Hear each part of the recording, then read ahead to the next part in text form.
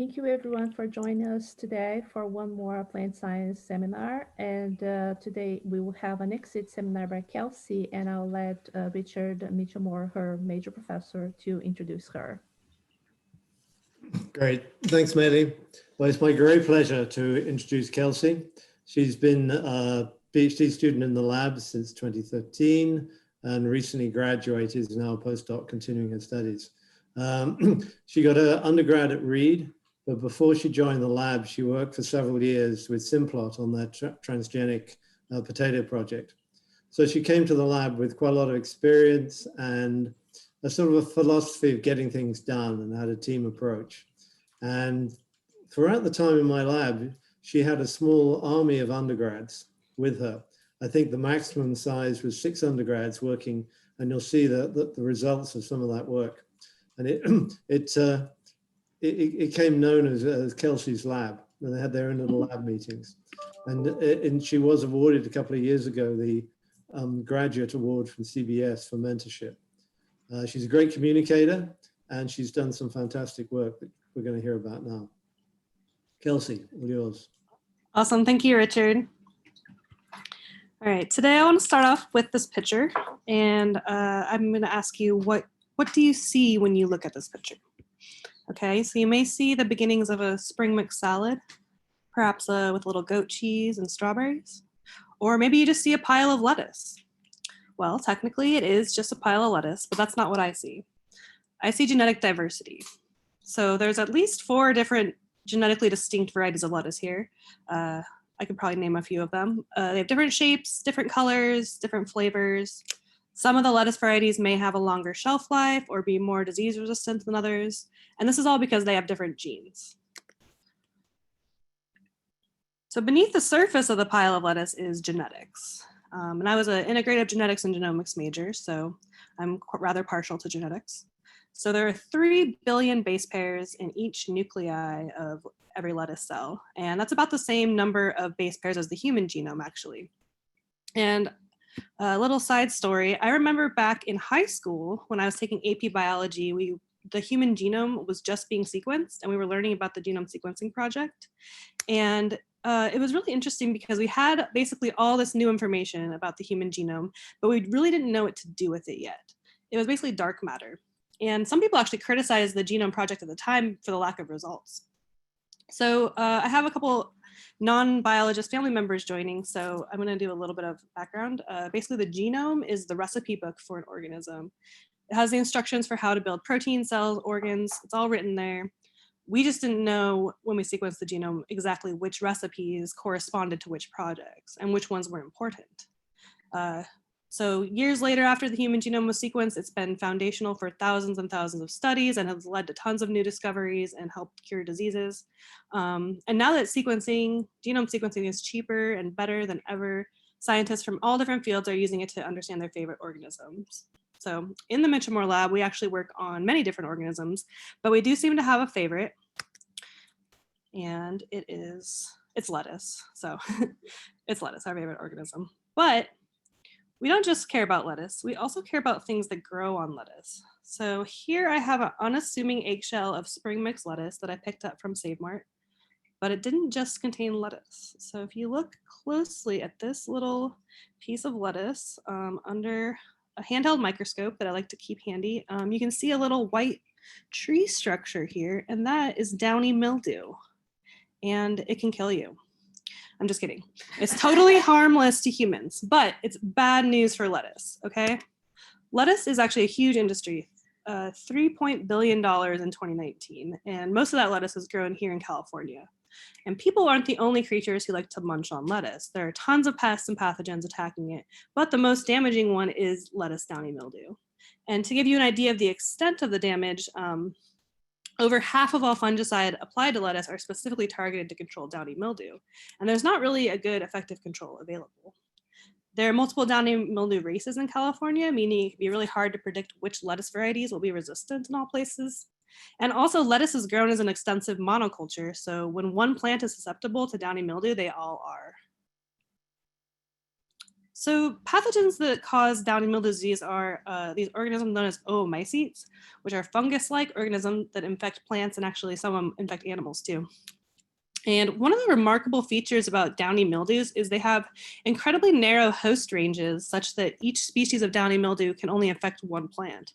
And there's actually over 700 characterized species of downy mildew, and they all affect a different plant species. And some of these, such as pathogens causing lettuce downy mildew, tobacco, spinach, chard, and others are especially agriculturally important for the degree of damage that they cause. And I know what you're thinking right about now, and that is, where in the heck in the tree of life are the oomycetes? And the answer is that they're right here, this little red arrow, they're in the straminopiles. And oomycete means egg fungi, but they're actually, fungi are way over here next to humans on the tree of life. Downy mildews and other oomycetes are actually more closely related to algae and even to lettuce than they are to fungi. And in addition to downy mildews, the oomycetes include pathogens that cause the Irish potato famine, which is the late blight pathogen. And I'm from Idaho and worked at Simplot, so potatoes are a pretty big deal to me. So I care a lot about these oomycetes. But back to downy mildews.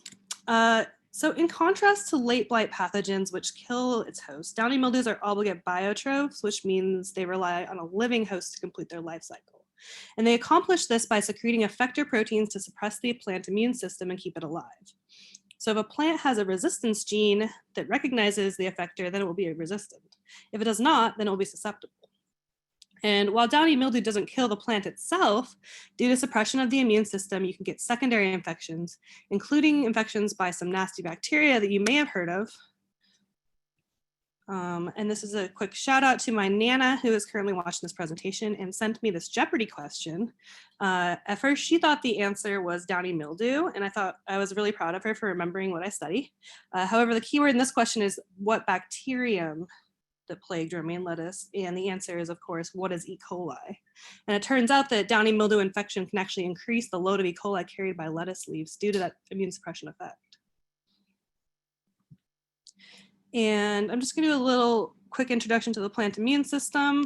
So plant pathogens grow intracellularly here, and they form little compartments in the plant known as hostorium.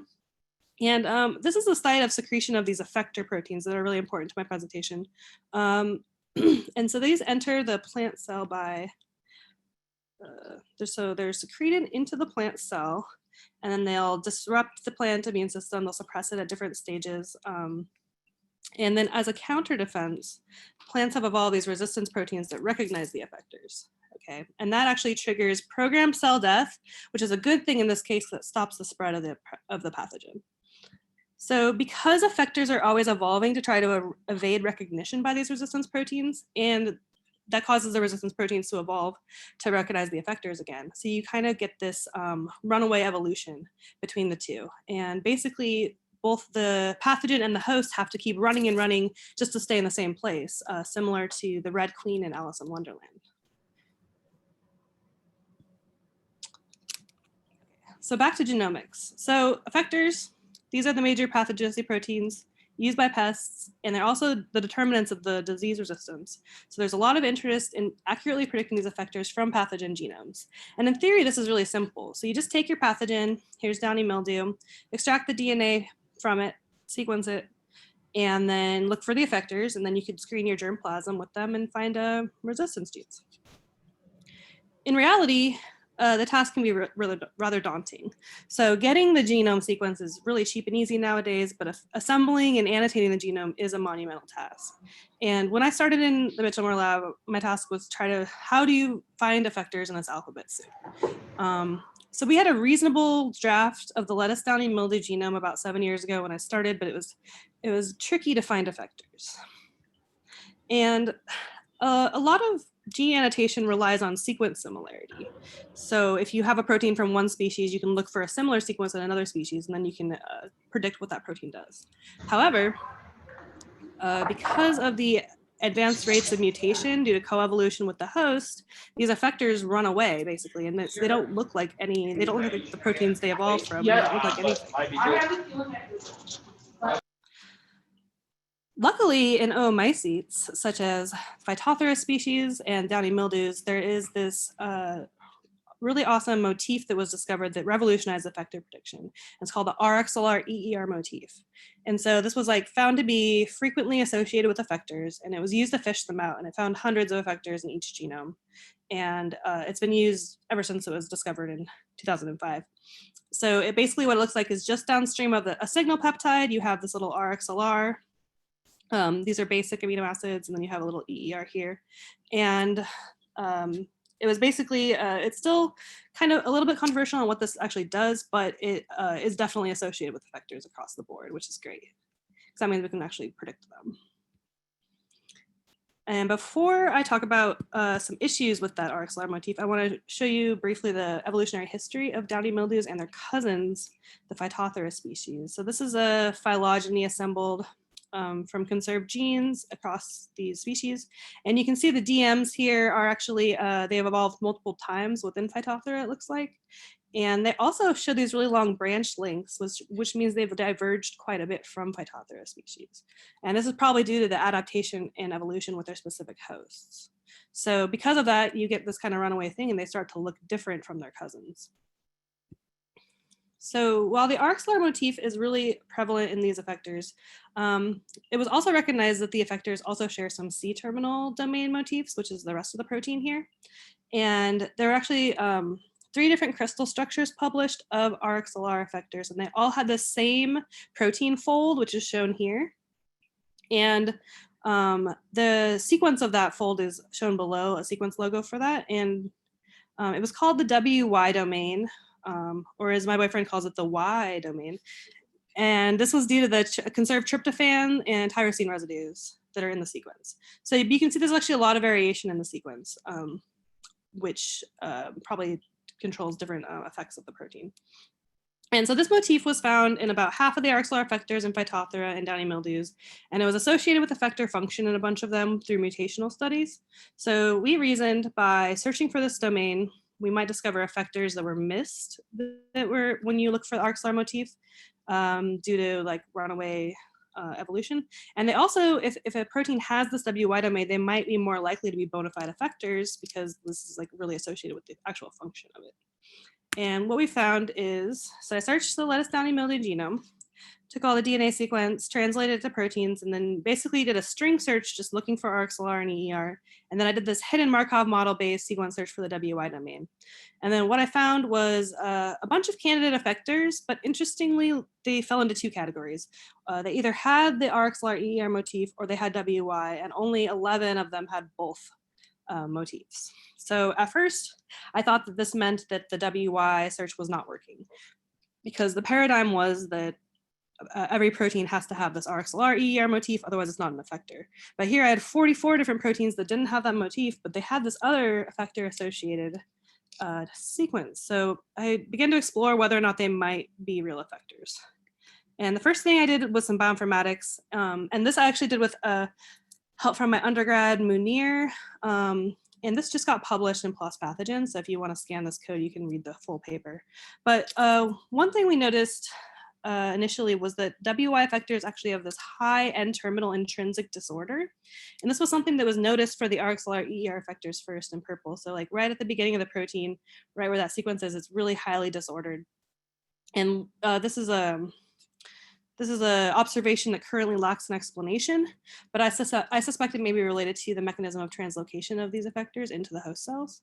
And what you can see here is the WYs without the RXLRs or with the RXLR, they all have this really high N-terminal intrinsic disorder. So they have this signature of effectors. Another signature of effectors they have is lineage specificity. So again, this is due to coevolution with the host. So you get this runaway mutation rates.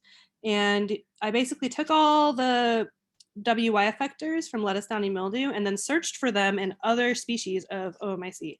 And basically what I find is most of them have only maybe a 25% sequence identity. So there's nothing that looks like these effectors in any of these oomycete genomes. The only one that's close is another isolate of lettuce downy mildew. That's Brigmiolac 2K here. So they're present in lettuce downy mildew, but not any of the other species. So that's a sign that they're probably real effectors. But in order to really prove it, I had to go into the lab. And so luckily there's a pretty straightforward assay to screen for immune recognition of effectors in lettuce. And this involves using agrobacterium to express the proteins directly in the leaf. And then if the effector is recognized by that leaf, the cells undergo programmed cell death. So you get these brown spots here. And again, the programmed cell death is a good thing. It means that lettuce is resistant to the pathogen. And so with the help of many undergraduates, as well as a collaboration with Enza Zoden, a seed company in the Netherlands, we screened around 200 diverse genotypes of lettuce with 21 cloned WY effectors, with 4 replicates each. And so there was a total of 37,000 agroinfiltrations done to see if we could find any immune recognition. And obviously I can't display the results from all 37,000 agroinfiltrations on one slide. So I'm just showing you the results from genotypes which gave a reaction to one or more effectors here. So I have 4 different species of cultivated lettuce here in the columns. And then I have my different effectors here. And most of them here, the ones in blue, don't have RXLR, they only have WIs. And then if an effector caused necrosis, cell death, then I colored the cell magenta. And you can see there's a lot of magenta here. This is a positive control, so that's supposed to be like that. So some effectors cause necrosis in many different types of lettuce, and then some types of lettuce recognize multiple effectors, which is really cool. And one of the first ones that I saw that I was really excited about was these 2 lines here, which recognized, it's actually, they recognize 7 different effectors from Bremia, like totally sequenced distinct ones. And we wanted to explore this a little further. So we happen to have a population in the lab that was this line called VIAE, that's the one that recognizes 7 effectors, crossed to a susceptible line that doesn't recognize any effectors. And then so we were able to screen the offspring of this cross. It was a real population recombinant inbred line. And what we found is that in the recombinant inbreds that were susceptible, they did not recognize the effectors. In the ones that were resistant, they did recognize the effectors. So it was 100% linked to downy mildew resistance. So it's probably controlled by those effectors, which is really neat. And it implies that there may be 1 or more linked R genes also involved, because all the effector recognitions were 100% linked too. And so WI effectors are great because they can be used to actually find R genes. And another line that we really started to genetically dissect was this lettuce line called Ninja. And using the agroinfiltration method, me and a few undergrads screened about like 200 F2s from a cross between Ninja and a line that doesn't recognize any effectors. And Maria Trucco in the lab did the mapping and found basically this nice peak on chromosome 4, which underlies recognition of this effector called BSW04P. And the cool thing about this is actually right on chromosome 4 right here was the same location that DM4, DM7, and DM11, which are different downy mildew resistance genes that were known phenotypically before, they had previously been mapped right here. So I tested an additional 3 genotypes that had DM11, and they all recognize this effector. So basically this effector is a candidate for the gene that's recognized by DM11, which is really cool. So finding the R gene.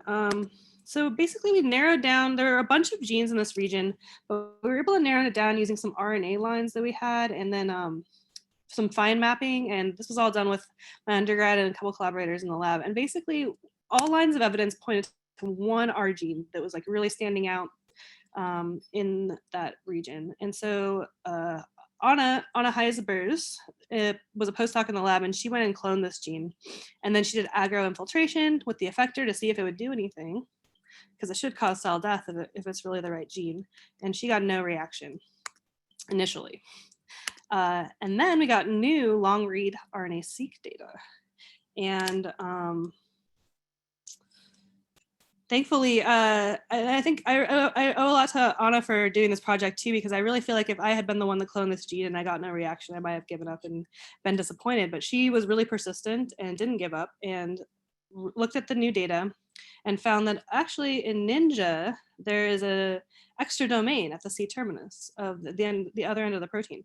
So she recloned the gene with the full length sequence, and lo and behold, it did cause cell death when expressed with the effector, and those results are shown here. So the important thing here is these white areas or the brown areas. This is under UV light, so you can really see the cell death. And basically, when you combine the candidate R gene with the effector, you get cell death. So that means that there's immune recognition, and it seems to be recognizing it. So that's really cool. The other thing that's kind of interesting is we actually decided to label the R gene with a yellow fluorescent protein tag, and then the effector with the M-cherry red fluorescent protein tag. And you can see that the effector is localized to the nucleus. That's these little red dots here. The R gene seems to be expressed mainly in the cytoplasm of the plant cell.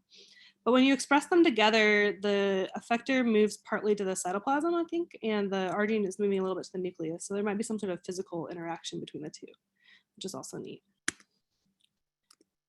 And also, that wasn't the only effector recognition we found, and Anna was working to map a number of other effector recognitions, including also VIAE and these other lines. And we already know, based on phenotypes, where a lot of these lettuce downy mildew resistant genes are in the genome.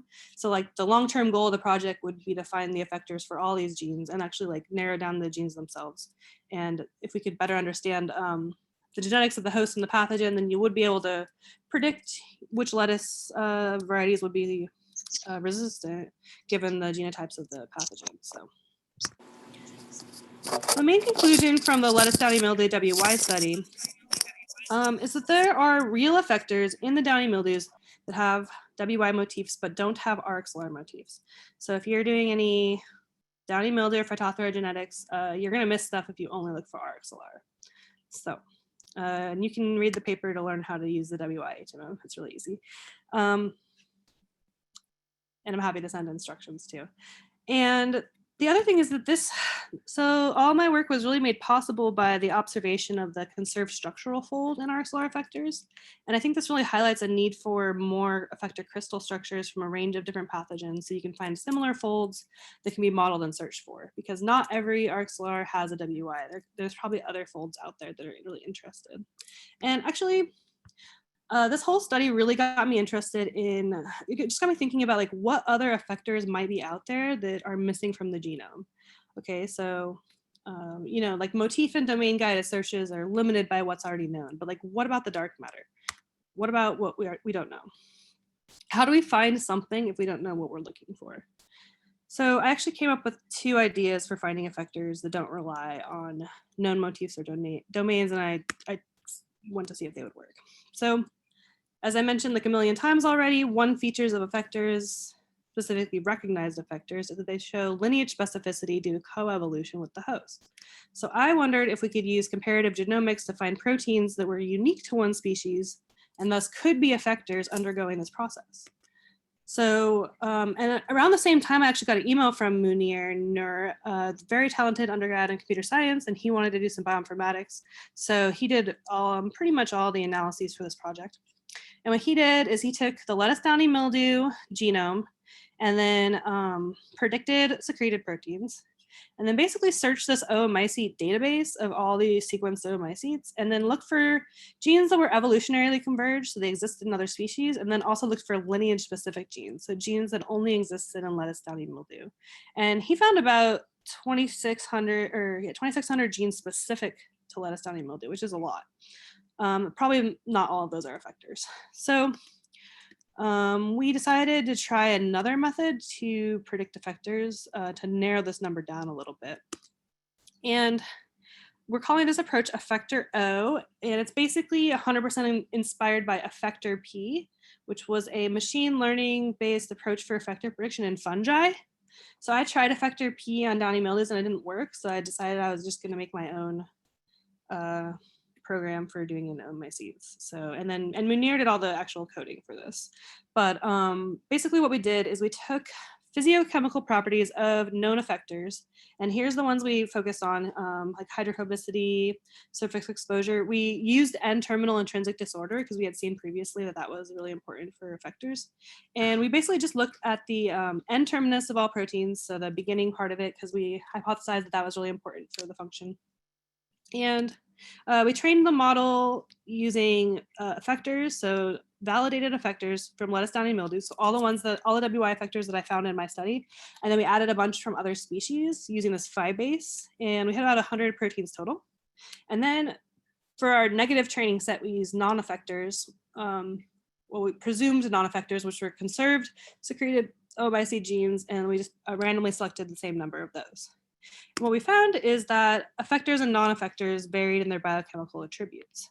So they were significantly different from each other in these different attributes, which was really promising because it means you could use these to try to predict which proteins are effectors just based on the sequence.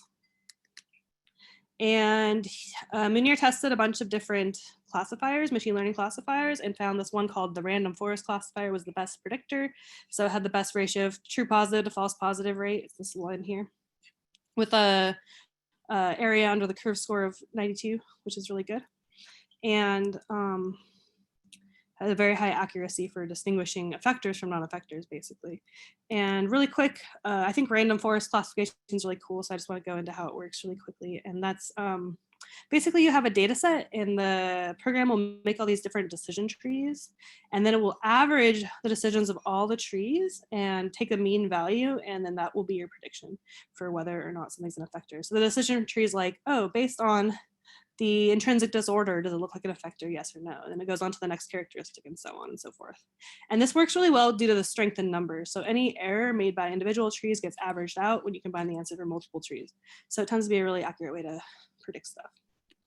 And so we applied the machine learning algorithm to the lettuce, downy, mildew genome.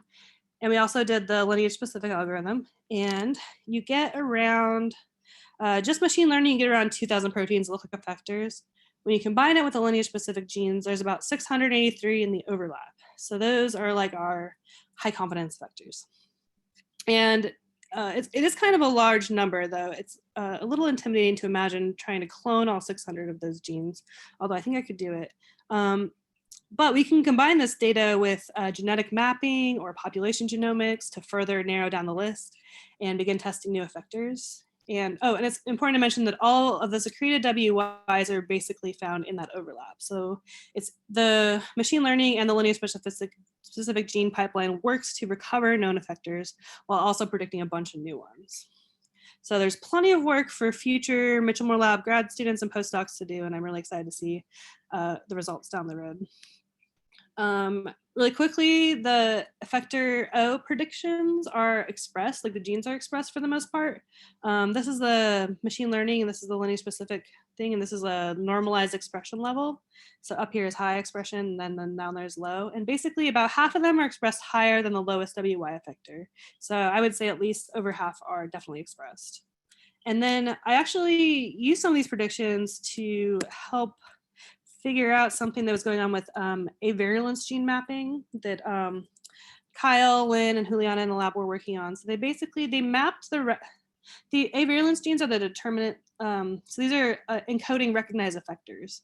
And they mapped these all genetically, but basically when they did that, they found 0 candidate effectors within these regions, these mapping regions.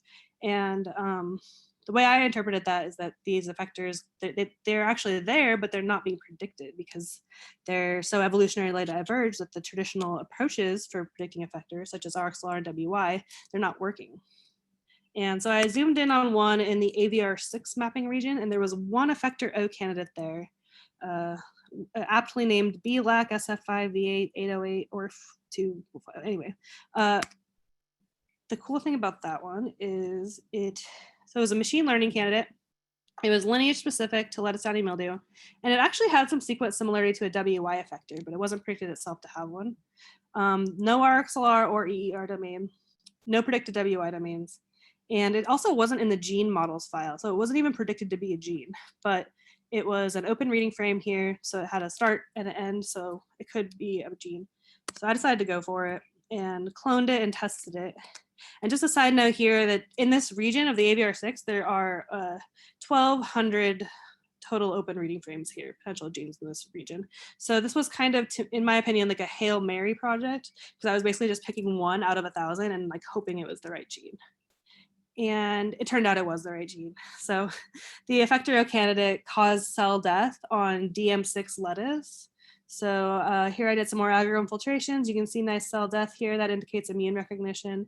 And it didn't cause cell death on a lettuce that doesn't have DM6. So it's not just toxic. It's specifically being recognized probably by DM6. So it's a really good candidate for that gene. So I proved that I had a real effector, that it had no domains. And I also went around and looked at other oomycete genomes to see if the Effector O program might work. And basically, the Effector O, we estimate to have like about a 15% false positive rate, which is actually the same as the RXLR string search. So this is showing the estimated number of true hits. So this is subtracting the false positive rate. And you can see that there's hundreds, if not thousands, of predicted effectors in all of these different oomycete genomes. And importantly, we had a free living oomycete here, so a non-pathogenic one, and it basically did have some predictions, but it was the same as the false positive rate. So we predicted as 0 true positive. So that this is suggesting that perhaps these are real effectors, and there's a lot of work for people in the oomycete community to do. All right, so that's pretty much my presentation. I had a couple conclusions from my PhD research, which is that you shouldn't have too much faith in the scientific paradigm. So, it's important to challenge what's out there and try new things. I advise students to not just follow the script, like be creative. It's important to read a lot, but also like think about things and just try new things, because they just might work. And, my method is to try new things before asking my boss if it's okay. And then if they do work, showing the results. So that's all. Let us acknowledge everyone who's helped. So there's a bunch of people in the Mitchell-Moore lab that I want to help. You can follow us on Twitter, funding sources, collaborators, and really importantly, I got to give a special acknowledgement to my undergrads. So this is the Kelsey lab. With my undergrad's help, I was able to work on a ton of different projects simultaneously. There's even an entire project I didn't present on today that they helped me on, and they contributed very much to the success of the research, and they gained valuable research skills in the process. 2 of them pictured here are now grad students at UC Davis, and several of them have gone on to work on industry or go to grad school elsewhere. So I'm really proud of them. And then I have to give a special thanks to Richard Mitchell-Moore, who's the head of the Genome Center and of the lab. He was a really great mentor and basically let me do a lot of stuff independently and really supported me all the way through the whole process. Outside of the lab, I actually did a lot of stuff too, which I just thought was unfortunate that it doesn't get covered in the exit seminar because it's not research related. But I actually spent a lot of time doing teaching and science outreach. So we did outreach at the Bay Area Science Festival, teaching about plants and the genetics of python coat coloration.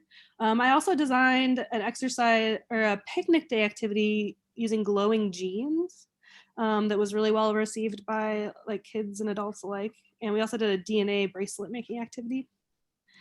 And then outside of science and grad school, I did a lot of different things, including probably what I'm most proud of is doing acro yoga with my supportive partner here, and also doing open mic night. I have a poem about downy mildew that I like to do at open mic, so you'll have to contact me if you want to hear it. And thanks to all my friends and everyone else, and that'll be the end. Plenty of time for questions.